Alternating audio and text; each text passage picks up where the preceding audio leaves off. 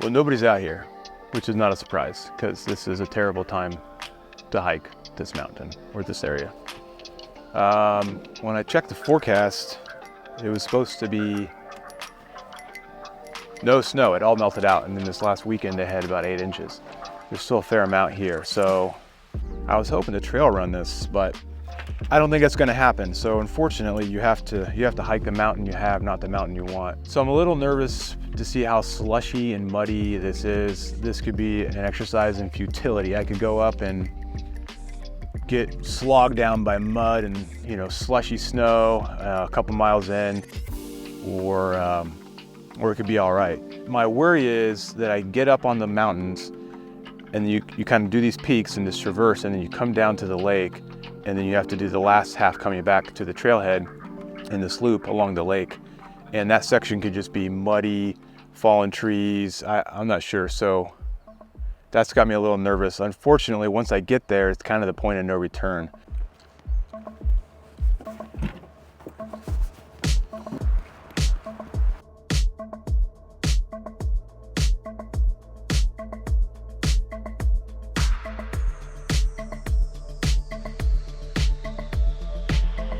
Stop and take off the layer. This trail is just aggressive up. I'm struggling to keep the pace I want to keep, but I guess that's the whole thing, is go whatever speed makes sense and is efficient. If that's running, that's running. If it's walking, that's fine. If it's climbing, if it's crawling, if you're going up a mountain under your own power, whatever speed makes sense, you're having a good day.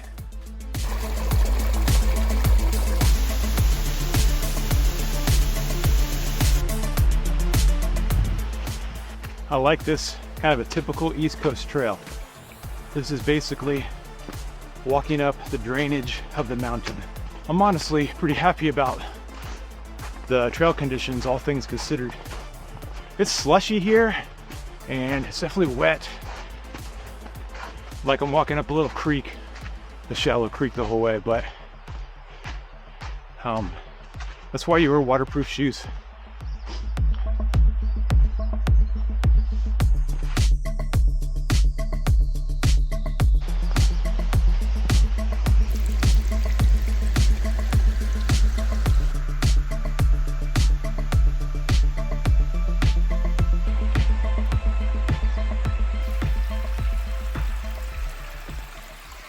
I think I'm about to start the main climb up to the ridge here.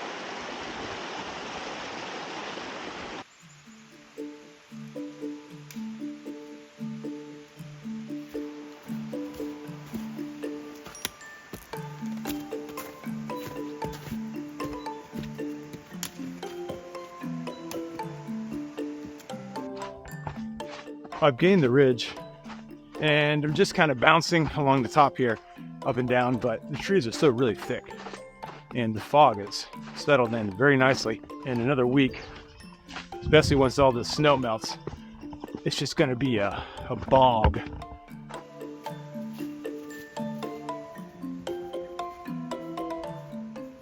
Hopefully I'll get a view of the lake and this fog will clear a little bit with the afternoon. Okay, so here's the junction where there's a lean-to over here somewhere that I don't really need to go to because I'm not camping. Well, I changed my mind and I decided to come up to this lean-to. I think we have no view because of this fog, which the lake is right down there. It is so quiet though. No wind. And this fog is just settling like a blanket. Oh, just gonna have a little lunch here. Stewart's Shops, apple fritter. Don't judge me. Just came down that shortcut. That's not a shortcut, trying to get down from the lean-to that I was just at eating lunch back to the trail here. And yeah, that shortcut's not saving me any time. We'll see. I may actually wave the white flag and put the spikes on after all. I'm not convinced they're gonna help. Okay, down there's probably the trail. And that's kind of a cliff, so let's not do the cliff.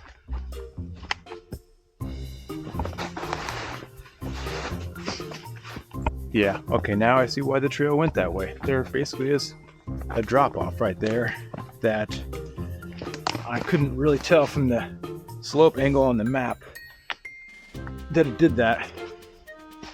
The trail is right down there, but it is a very kind of sudden 30-foot drop between me and it. I'm not sure I saved any time at all, but I took the scenic route, and sometimes that's fun. But now I'm starting to get a little nervous on time because I don't want to be doing this when it's dark. Nice ice. Ah, here's the trail. Could be a trail. Yep, I'm on the trail. You can see the trail marker there. So gold star to the New York State Department of Environmental Conservation for good trail markers that are very helpful.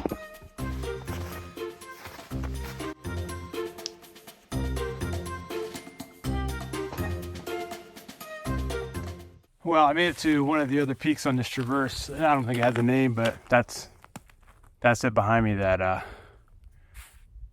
spot. But this fog has settled in. Everything's wet and wet. Of course, I put the spikes on, and then now the trail is like this. Not particularly helpful on these rocks.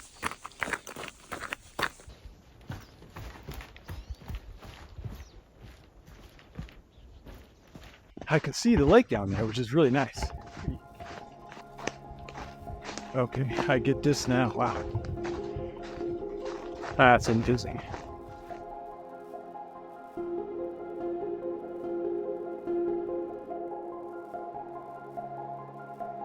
Well, I made it to the top of French Point, and it's 1,700 something feet.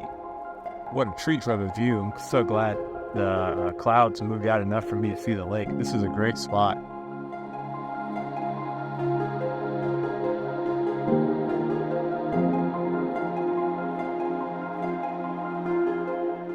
So far, this is well worth the trip, and very beautiful spot. Lake George behind me here.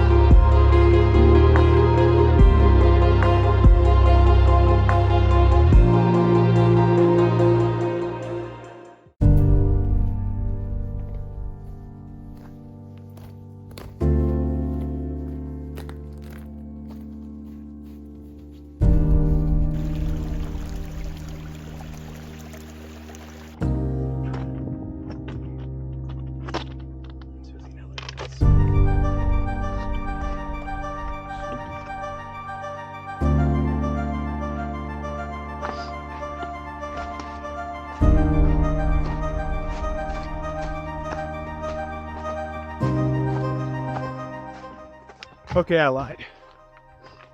Got to go down and back up again.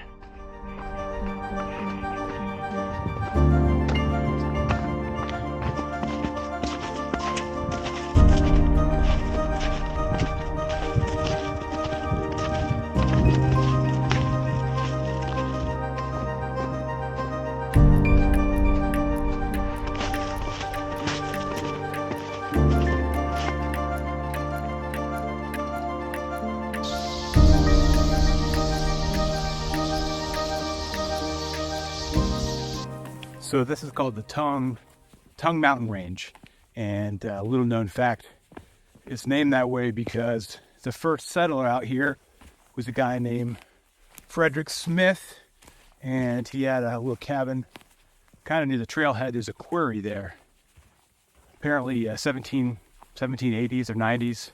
And everybody said he had a long tongue, so they said that's the Tongue Mountains. Nah, just kidding. That's not it at all.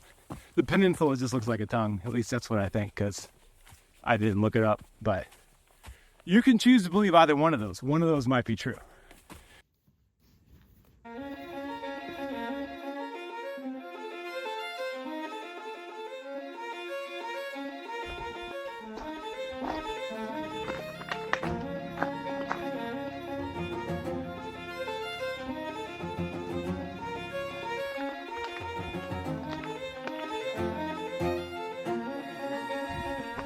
Oh, that's a nice view. You can see over there where I came from. That's French Point Peak, and here I am on the last peak, and I forget the name of it. I'm debating whether to follow this trail all the way down or cut the corner here. I looked at the topo map and I'm looking at it. I think it's pretty doable to just cut the corner, and I can't miss the trail because the trail is literally the shore. This cut is really easy walking.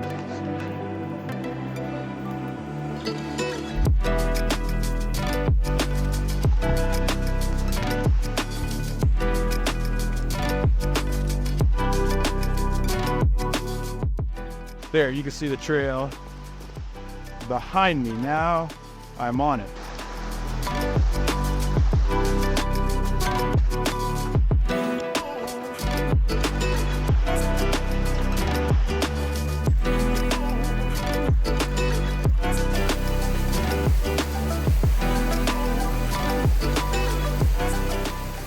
This is that time during any hike or climb where I start to think about what I'm going to eat when I'm done. And currently, I'm debating between a burrito and a burger with maybe a milkshake. Both those sound pretty good right now, which maybe tells me I ought to stop and eat something.